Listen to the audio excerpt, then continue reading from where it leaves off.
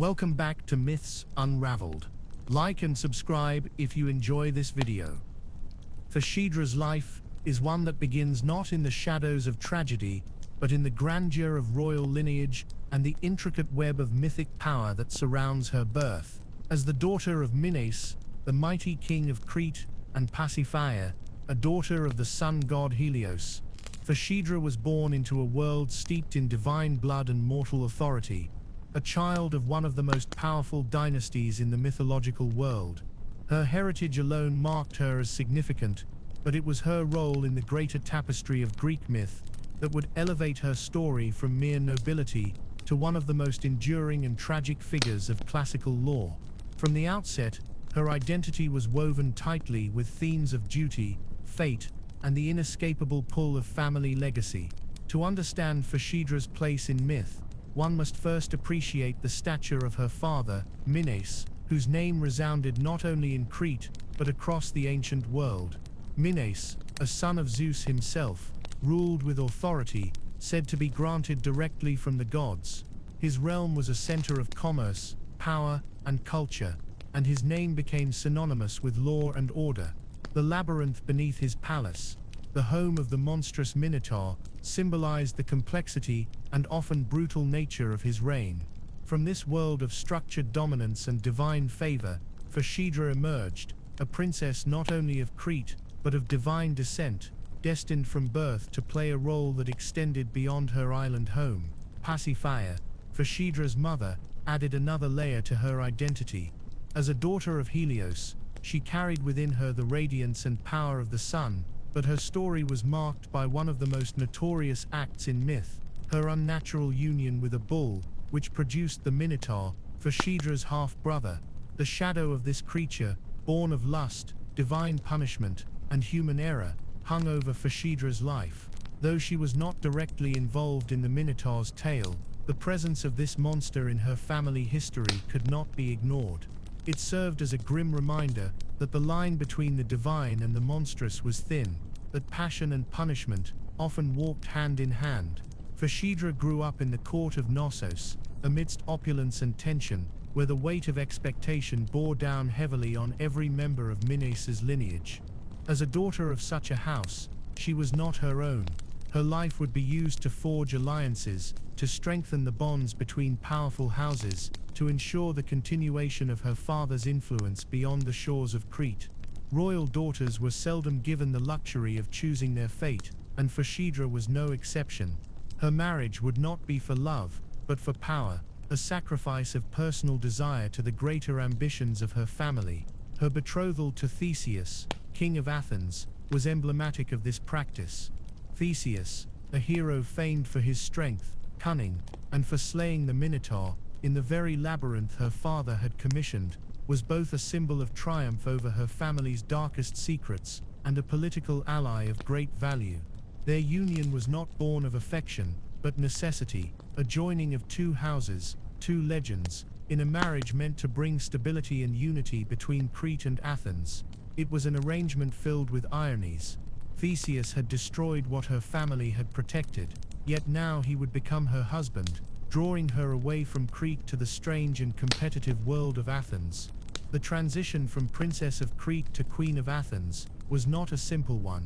Phaedra, raised in the grandeur and ritual of her father's court, found herself in a city that, though powerful, was different in its values and expectations. Athens, the heart of emerging democracy and philosophical thought, held a place for queens, but not one of dominance. She was expected to support, to stand beside Theseus, but not to wield the kind of authority she had known in Knossos. Her role became more constrained, her voice less heeded, her position more decorative than commanding. Yet she remained a figure of fascination, her Cretan roots, her divine ancestry, marking her as something apart from the other women of the court. Phaedra's marriage to Theseus brought with it the burdens of his past, for Theseus was not a man of simple history.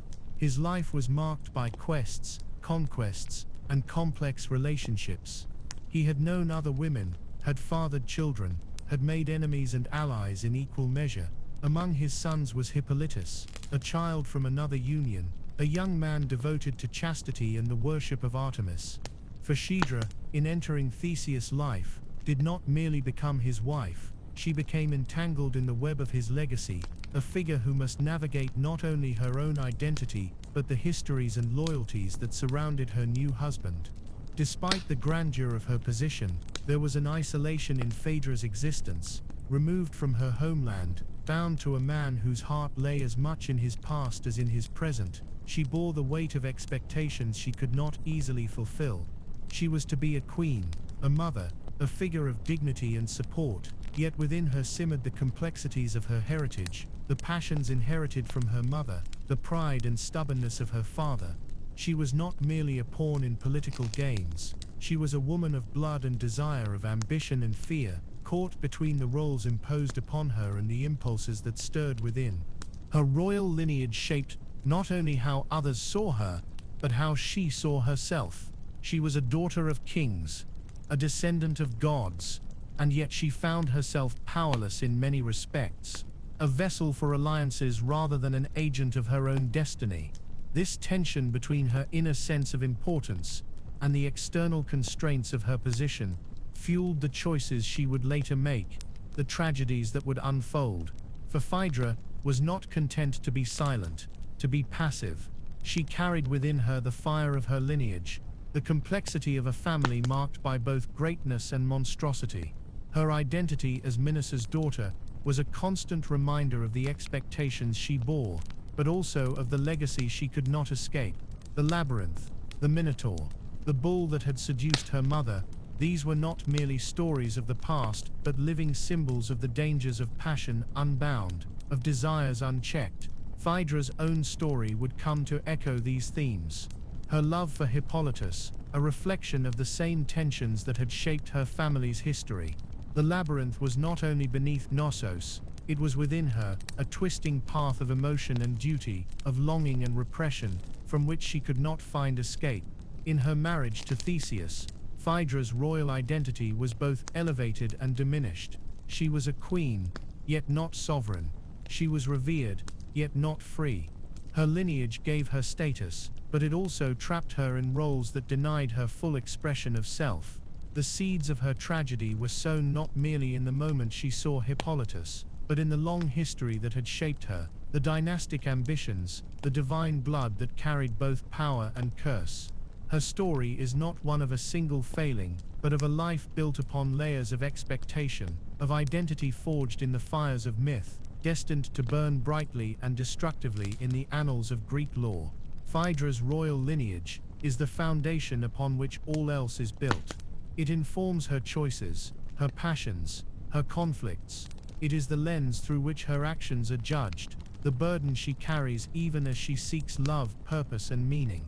Her marriage to Theseus, far from being a simple union, is a culmination of these forces, a joining of two powerful houses, two storied lives, and two fates that together would lead to one of the most enduring tragedies of the ancient world. Through Phaedra, the weight of royalty is revealed not as a crown of glory, but as a chain of inevitability, binding her to a destiny from which there was no release. Phaedra's forbidden love for Hippolytus stands as one of the most compelling and haunting narratives in all of Greek mythology, not only because of its tragic outcome, but because of the profound emotional turmoil and complexity it reveals within her character. This love was not a gentle affection nor a fleeting passion, it was an overwhelming, consuming desire that took root in her heart, defying reason, defying duty, defying the very order of her world. It was a love that she did not choose, yet could not escape, a force that drove her to the brink of madness, and ultimately to her ruin. Hippolytus, the object of her affection, was not just any young man. He was the son of her husband, Theseus, born of a previous union with the Amazon queen Hippolyta, or Antiope, depending on the version of the myth. This made him not only her stepson, but a constant reminder of her husband's past, of the life he had led before their union. Hippolytus was a man of extraordinary beauty and strength, but he was also marked by a profound devotion to the goddess Artemis, and with that devotion came a disdain for the pleasures and entanglements of love, especially those associated with Aphrodite. He was chaste, aloof, and fiercely independent, qualities that rather than repelling Phaedra, seemed only to inflame her passion more deeply. The origins of her love are often traced back to the will of the gods, particularly Aphrodite, who, angered by Hippolytus' neglect of her worship and his scorn for romantic love, sought to punish him through the most cruel and intimate of means. By striking Phaedra with a devastating love for her stepson, Aphrodite set in motion a chain of events that would lead to the destruction of them all. Yet divine interference alone does not fully explain the depth of Phaedra's torment. Her love was more than a divine curse. It was an existential crisis, a conflict between her role as a queen, a wife, and a mother, and the raw, undeniable force of her desire. For Phaedra, the realization of her feelings for Hippolytus was not immediate, but a gradual dawning horror. At first, perhaps, it was admiration, a recognition of his beauty, his youth, his vitality, but admiration turned swiftly to longing, and longing to obsession. She fought against it, tried to contain it, to smother it beneath layers of decorum and duty. Yet the more she resisted, the more it grew, fed by the very impossibility of its fulfillment. The forbidden nature of her love only intensified its power, making it not merely a passion, but a torment. Her internal struggle was immense. Phaedra was not a woman without morals or honor. She understood the wrongness of her desire, the betrayal it would represent, not only to Theseus, but to herself, to the image she held of who she was supposed to be. She was caught between the rigid expectations of her role and the chaos that churned within her heart. Her love for Hippolytus was a force that undermined everything she believed she stood for. It was not a gentle inclination, but a tempest, tearing at her sanity, her pride, her very sense of self. She sought solace, perhaps, in silence, in denial, hoping that the feelings would fade, that time would erode the sharpness of her longing. But love, especially the kind imposed by divine wrath, or by the deep undercurrents of suppressed passion, does not dissipate so easily. It festers, it consumes, it demands expression. The more she tried to ignore it, the more it haunted her, in his presence, in his voice, in every gesture that reminded her of what she could never have. Her days became a torment, her nights, sleepless. She withered under the weight of her secret, a queen reduced to a shadow, burdened by a love that offered no hope, no relief. Phaedra's desire was not reciprocated. Hippolytus, true to his vows of chastity and his disdain for carnal love, saw her not as a woman, but as a figure to be respected, perhaps, but not loved. His purity, which in another context might have been admirable, became a wall she could not breach, a rejection more painful than any scorn, because it was not personal. It was rooted in his very nature. He could not, would not, love her, not because of who she was, but because of who he was. This made her longing all the more unbearable, for it was not a matter of convincing, of seduction, but of battling against an unchangeable truth. As her love deepened, so too did her despair. She began to see no escape, no future in which she could live with this burden. Her mind, once clear and regal, became clouded with fantasies and fears, with the growing certainty that her life as she knew it was over, that she was doomed to either act upon her desire, or be destroyed by it. The tension became too much to bear. She confided in her nurse, hoping perhaps for guidance, for some way to rid herself of the poison in her heart. But the nurse, seeing Phaedra's torment, and perhaps fearing for her mistress's life, chose to act not by easing Phaedra's burden, but by revealing her secret to Hippolytus, believing that he might be moved, or at least that the truth might break the deadlock of despair. The result was catastrophic. Hippolytus, horrified and enraged by the revelation, did not respond with pity or understanding, but with anger and contempt. He rejected Phaedra utterly, not only turning away from her, but cursing her for her feelings, denouncing her as unworthy, as impure. His reaction, though consistent with his character, was a dagger to her soul. In that moment, any hope she might have clung to was shattered. She was exposed, humiliated, bereft of dignity and love alike. The woman, who had once been queen, who had once held herself with pride, was reduced to nothing, her secret now a weapon turned against her. Faced with this ruin, Phaedra saw only one path left to preserve, if not her life, then at least her name, her honor in the eyes of the world. In a final, desperate act, she accused Hippolytus of attempting to seduce her, reversing the truth in a bid to protect herself from the scorn she knew would follow if her love became public knowledge. It was a lie, born not of malice, but of terror, of a need to reclaim some semblance of control over a life that had spiraled beyond her grasp. Yet the consequences of this lie would be more devastating than she could have foreseen. Theseus, believing his wife's words and unaware of the divine forces at play, cursed his son, calling upon Poseidon to enact vengeance. Hippolytus, innocent but condemned, was destroyed, his life taken in a brutal, senseless death. And Phaedra, witnessing the horror she had unleashed, could bear it no longer. She ended her own life, leaving behind a legacy, not of passion fulfilled, but of love turned lethal, of desire that could not be contained. Phaedra's love for Hippolytus, in the end, was more than a personal tragedy. It was a reflection of the perilous nature of human emotion, of the thin line between love and destruction, between longing and madness. It was a testament to the vulnerability that lies at the heart of even the most powerful, to the ways in which desire can unmake the self. Her story endures not because she was a villain, but because she was human, flawed, driven, caught in the grip of something greater than herself. She loved, and in loving, she lost everything. And through her loss we glimpse the haunting truth of the human heart, forever reaching, forever yearning, forever bound to the fate that desire so often brings. The tale of Phaedra is not one that unfolds in a vacuum of human will alone. It is inextricably tied to the whims and influences of the gods, to the unseen hands of divine powers that shape mortal lives as easily as the wind stirs the sea. Among the forces at play in Phaedra's tragic story, none are more potent than the meddling of the goddess Aphrodite, whose realm is love, desire, and the irresistible pull of passion.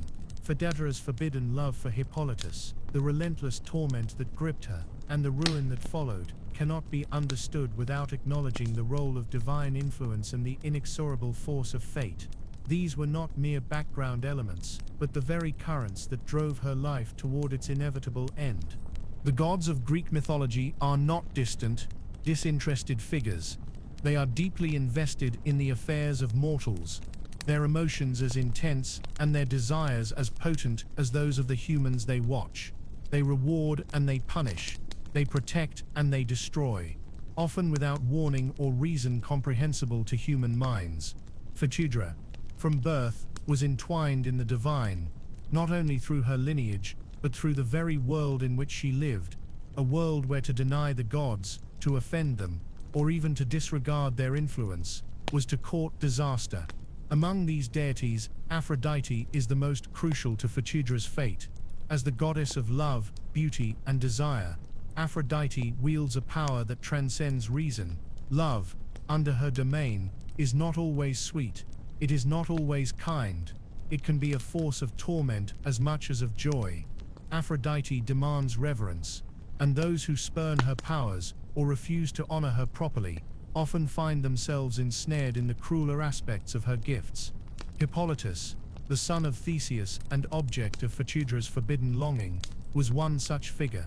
Devoted wholly to Artemis, the virgin huntress, Hippolytus scorned love and shunned all romantic entanglement, dedicating himself instead to purity and self-control.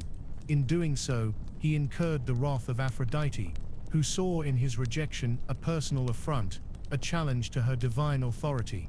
Aphrodite's punishment for Hippolytus was not direct. She did not strike him with disease or curse his path with obvious calamity. Instead, she chose a more insidious route. She struck Phaedra, the innocent queen, with an uncontrollable desire for her stepson. It was a punishment that attacked not Hippolytus' body, but his pride, his beliefs, and ultimately, his life. Through Phaedra, Aphrodite sought to bring down the man who denied her, using love itself as the weapon. The goddess's influence in this tale reveals the capriciousness of divine will, the way in which mortals are often the pawns in conflicts far beyond their understanding. For Phaedra, this divine influence was both a curse and a condemnation. She did not choose to love Hippolytus. The love was forced upon her, a fire kindled by the goddess's will burning beyond her ability to extinguish. She was caught in the web of a deity's vengeance, a tragic figure whose very heart was turned against her by powers she could neither fight nor escape. The torment she experienced was not merely emotional, but spiritual, for she knew, in the depths of her soul, that what she felt was wrong, unnatural, destructive. Yet, knowing this offered no relief. The god's will, once imposed, could not be easily undone. The influence of the divine in Phaedra's story underscores a central theme of Greek mythology, the tension between fate and free will. Phaedra struggled against her feelings, tried to suppress them, to find a path that would allow her to live without succumbing to the madness of desire. But the weight of divine intervention made this struggle almost hopeless. In Greek thought, fate was a force greater even than the gods themselves, a thread woven by the Moirai, the fates that even Zeus could not fully alter. Phaedra's fate, it seemed, had been sealed the moment Aphrodite chose her as the vessel for vengeance. And yet, within the bounds of fate, there remains the haunting possibility of choice. Though influenced by the gods, Phaedra still bore responsibility for her actions, still faced the agony of decision. She could have chosen to speak of her torment sooner, to seek refuge in confession, to flee from the court of Theseus, rather than remain ensnared in its tangled loyalties. But such choices were clouded by fear, by honor, by the unrelenting pressure of her role as queen and wife. The gods may have kindled the fire, but it was Phaedra who had to live in its heat, who had to find a way to bear the unbearable. Divine influence also appears in the person of Artemis, the goddess whom Hippolytus served. Artemis, representing chastity, the hunt, and a kind of cold purity, stood in stark contrast to Aphrodite. She valued discipline over passion, isolation over connection, the unyielding path of denial over the chaotic road of love. Hippolytus' devotion to her was absolute, and in this devotion lay his own downfall. The gods, like mortals, exist in a web of rivalries and oppositions, and Hippolytus' unwavering allegiance to Artemis made him blind to the dangers of offending Aphrodite. In rejecting one goddess so completely, he opened himself to the wrath of another, failing to navigate the delicate balance required in a world ruled by such beings. In the aftermath of Phaedra's confession and Hippolytus' rejection, the divine forces did not recede. Theseus, unaware of the true origin of the tragedy, called upon Poseidon to curse his son. This further divine involvement ensured that the tragedy reached its climax with inevitability. Poseidon, the earth shaker, honored Theseus' plea, and Hippolytus was destroyed, dragged to death by his own chariot, his life ending not in peaceful chastity, but in brutal violence. The gods, once set into motion, drove the story to its grim conclusion, each divine hand contributing to the collapse of mortal lives. Phaedra's own end was similarly marked by the divine. Her suicide was not only a personal act of despair, but a release from the torment imposed by Aphrodite. In death, she escaped the passion that had ravaged her, the guilt that had consumed her, the lies that had shattered her world. But even in death, the stain of divine manipulation remained.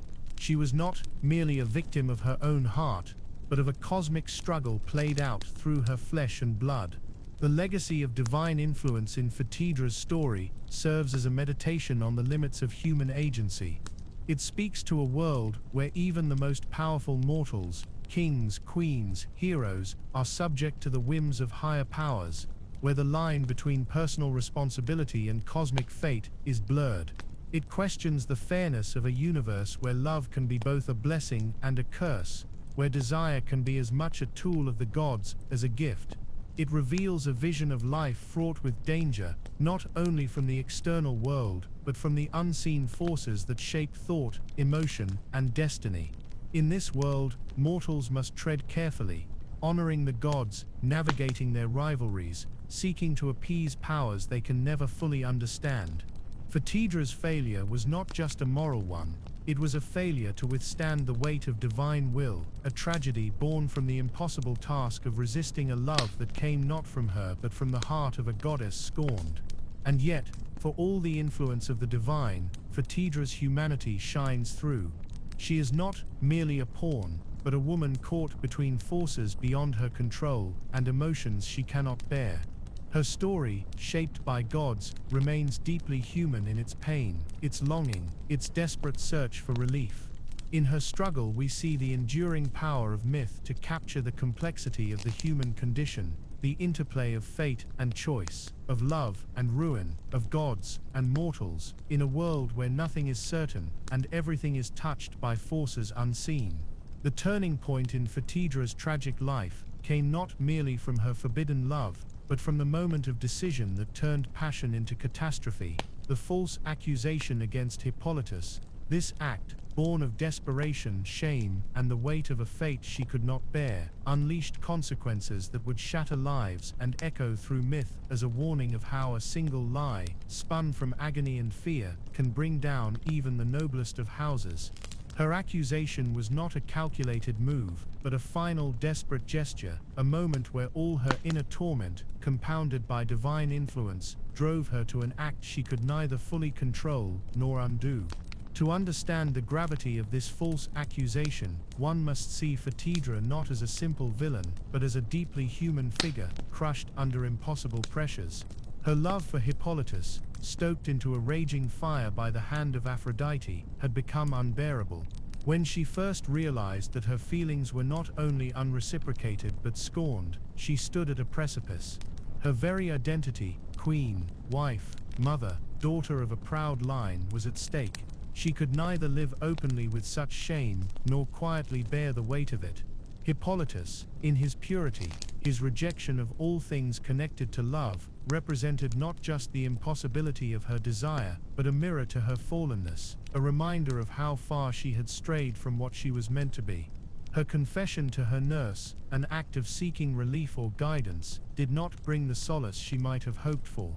The nurse, perhaps moved by sympathy or fear for her mistress, took the matter into her own hands, revealing Phaedra's feelings to Hippolytus, hoping to resolve the torment one way or another.